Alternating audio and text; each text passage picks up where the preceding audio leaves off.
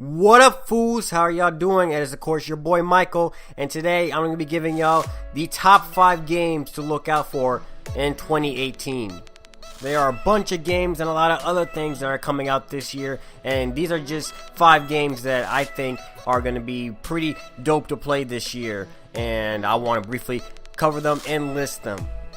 Now, before I go on with this list, I do want to note out that this list is completely subjective and it's just my opinion. And if you were to make a top 5 list of your own, yours will probably be a lot more different than mine. So please don't hate if you don't see a game that you may have wanted to see on the list, or if there's a game that you're really excited for that's coming out this year and you also don't see it on this list. But anyhow, fools, let me stop rambling and let me move on right onto the list. And here is number 5. And to start off with this list, I got Far Cry 5, and of course, judging by the name, this is going to be the 5th major installment for the Far Cry series. To the setting of the game is going to be taking place in a fictional town in the state of Montana, which I believe this is actually going to be the first time that the game, the whole series I should say, has actually took place in the United States. Within the story, you're going to be playing as a man whose goal is to take down a man named Joseph Seed. And Seed is basically, your average day charismatic leader of a big doomsday cult. And he has plenty of followers that are going to be willing to do whatever it takes to protect their preacher.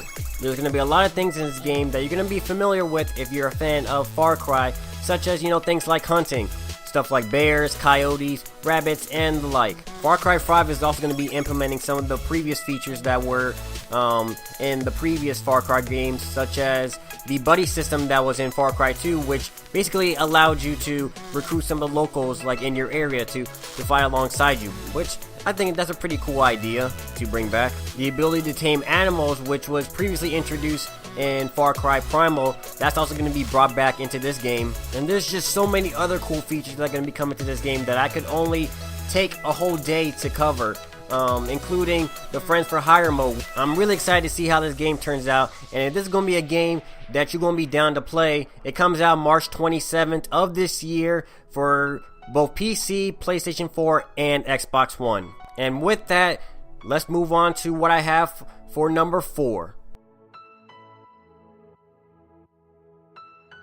So to take my number 4 spot, I have the sequel to one of the most critically acclaimed games of all time, and that is The Last of Us Part 2. When it comes to what we know about the story so far, the game will feature the return of Ellie, who is now around 19 or 20 years old, take it for what you will, and you also got the return of Joel. The Last of Us Part 2 will take place approximately about 5 years after the first game, and the game will also be centered around the Seattle, Washington area. Now, when it comes to any new gameplay features and mechanics that are going to be in this game, not much has been discussed on that front, so I can't really tell you any details, unfortunately, yet, but we'll probably get more details about that kind of stuff within the next couple of months. There also isn't a confirmed release date yet for this game, but there is a lot of speculation that it'll probably come out later on, like probably Q3 or Q4 of this year, which is why I decided to put this game on this list, and also because it's also a very anticipated game. And as I mentioned earlier, the first Last of Us was just so critically acclaimed. It was probably one of the best games that came out, in the later years of the PlayStation 3 era, and, everyone loved it, whether you were a Sony fan, a Microsoft fan, everyone loved the game. The story of the first Last of Us was just so excellent, and it's going to be really nice to see how they're going to pick up from the first game, and that is something that I'm definitely going to be looking forward to seeing. And with all of that, now it's time to move on and see what I decided to put out for number 3. Now for my number 3 spot, I decided to put a game that chances are you probably never heard of, and until a couple weeks ago I haven't heard of this game either, but I find it very interesting.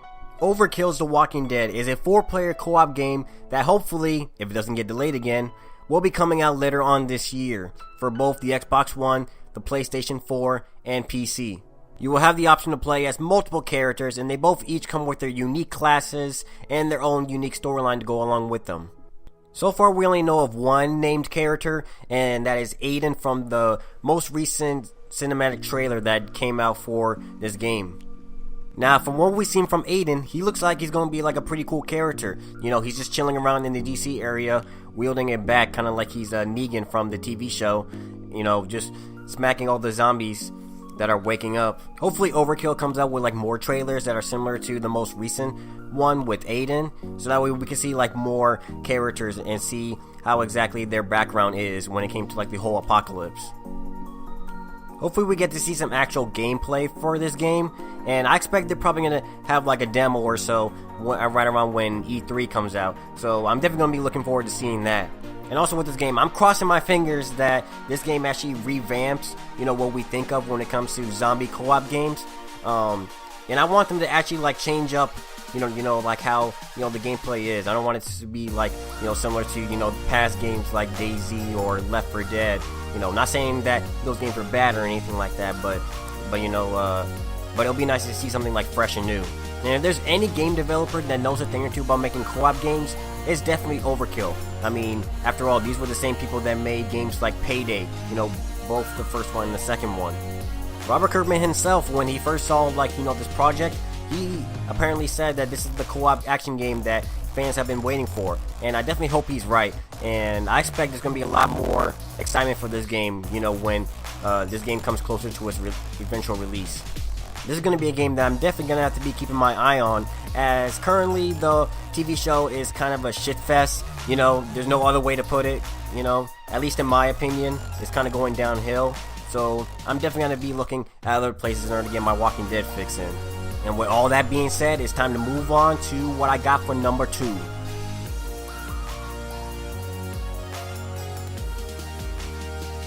So for my number 2 spot, I have Metro Exodus, which is a sequel to Metro Last Light, which in itself was a sequel to Metro 2033, but chances are y'all probably already knew that though. The game is going to take place following the events of Metro Last Light, and you're going to again assume the role of 22-year-old Arthur when he's fleeing from the Metro in Moscow. The game is going to be featuring features that you've probably grown to know and love from the series, such as linear levels and sandbox environments, handmade weaponry, a dynamic weather system, and a non-linear storyline that would allow you to potentially have a completely different ending to your story than other people that played the game also.